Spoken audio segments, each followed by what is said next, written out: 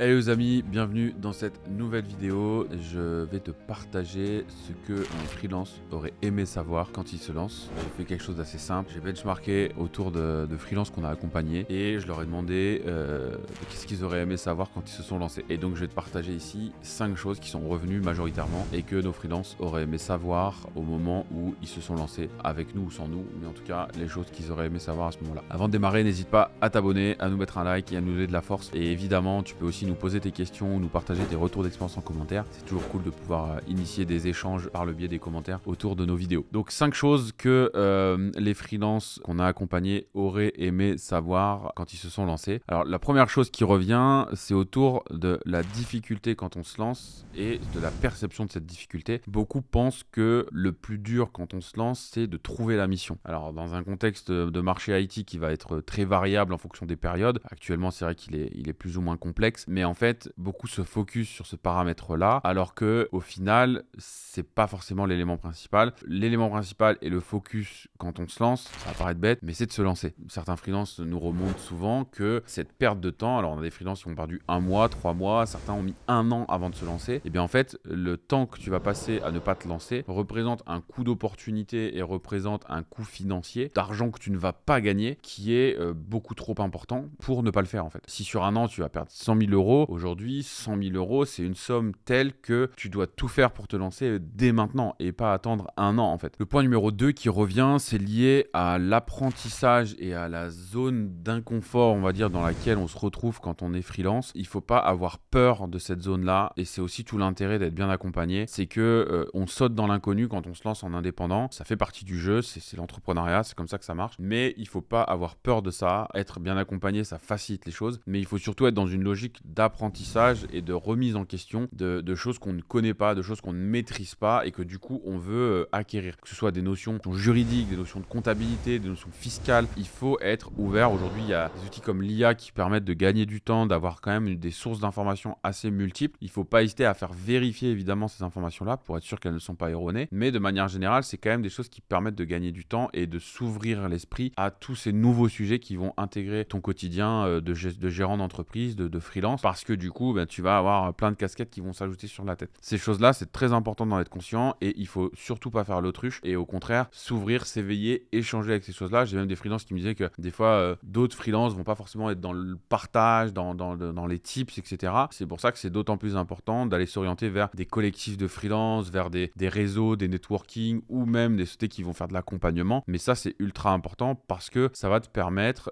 justement d'être certain d'avoir les bonnes informations, de pouvoir poser les bonnes questions aux bonnes personnes et d'avoir les bonnes réponses en face. Et ça te permettra forcément d'avancer plus vite, de gagner plus de temps et forcément de gagner aussi plus d'argent. Un autre point qui revient aussi très souvent, et ce sera le point numéro 3, c'est le temps passé à gérer sa boîte. On se fait souvent tout un monde sur le temps que prend la gestion d'une boîte. La réalité, elle est quand même assez différente. Alors, je ne vais pas dire que ça prend pas du tout de temps de gérer une boîte, ce serait mentir, mais aujourd'hui, par différentes solutions, on peut se retrouver à ne passer que quelques heures par mois à gérer une boîte. Je pense que ça prend moins de 10 heures dans un mois de gérer une boîte. Et on peut aussi être accompagné, encore une fois, sur ces sujets-là. C'est ce que nous, on fait par exemple chez Freelancer. Et au final, on vient réduire ce temps de 10 heures à peut-être 1 ou 2 heures. Mais de manière générale, gérer une boîte, on entend toujours parler de l'administratif en France, c'est compliqué, il y a beaucoup de choses à faire, la gestion, etc., etc. Je pense que si on est bien organisé, le temps que prend de gérer une boîte est pas si conséquent que ça, et on en fait souvent tout un monde avant de se lancer, de se dire ouais mais non attends, monter une boîte, gérer une boîte, l'administratif, la compta, tout ça c'est très long, c'est très chronophage. La vérité elle est quand même assez différente, c'est pas si chronophage que ça. Faut pas avoir peur de ça quand on veut se lancer. En tout cas c'est pas un critère qui doit te restreindre dans le temps que tu prends pour gérer ta boîte demain. C'est pas un critère qui doit t'empêcher d'avancer et de te lancer. Et encore plus si demain tu es accompagné, il y a des boîtes qui vont te permettre de gagner beaucoup de temps par rapport à ça, et au final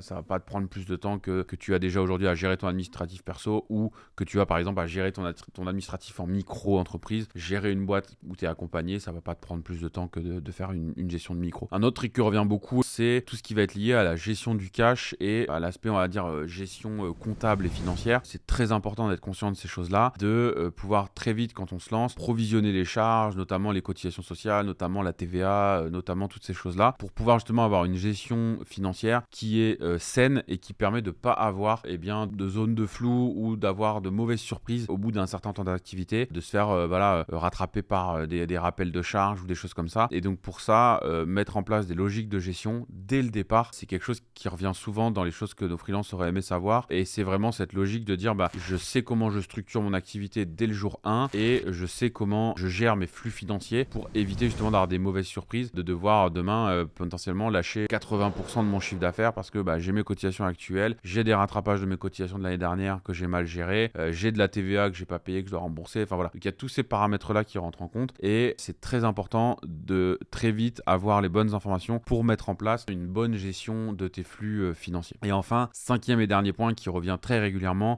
c'est la holding. Je l'ai gardé pour la fin parce que c'est souvent quelque chose qui revient aussi. On a beaucoup de freelance qu'on oriente vers des montages avec holding dès le départ, non pas parce que c'est à la mode ou qu'il faut faire une holding, mais parce que ça a de vrais intérêts fiscaux et comptables de pouvoir avoir des montages holding, surtout quand on veut faire du réinvestissement, quand on veut aller faire des projets immobiliers, racheter des boîtes, développer des side business, etc. Faire des montages avec holding, c'est clairement quelque chose qui fait la différence quand on veut avancer. Et donc très important de faire ça dès le départ. Autre chose qui revient aussi, c'est qu'on a des freelances, malgré le fait qu'on leur ait dit ou pas, mais en tout cas n'ont pas opté au départ pour ce montage avec la holding et qui au bout d'un moment ont pris conscience de l'intérêt de le faire. Et bien la problématique, c'est que des fois quand on le fait a posteriori, potentiellement ça coûte cher, potentiellement ça coûte de la fiscalité, ou même si on trouve des montages pour optimiser, ça amène forcément des contraintes qui peuvent être plus ou moins lourdes et plus ou moins gênantes dans la vie et le développement d'un groupe d'entreprises comme peuvent le faire certains freelances. Voilà pour cette vidéo les amis, j'espère que vous avez apprécié le contenu et que ça vous a potentiellement appris des choses ou en tout cas que ça vous a aidé à y voir plus clair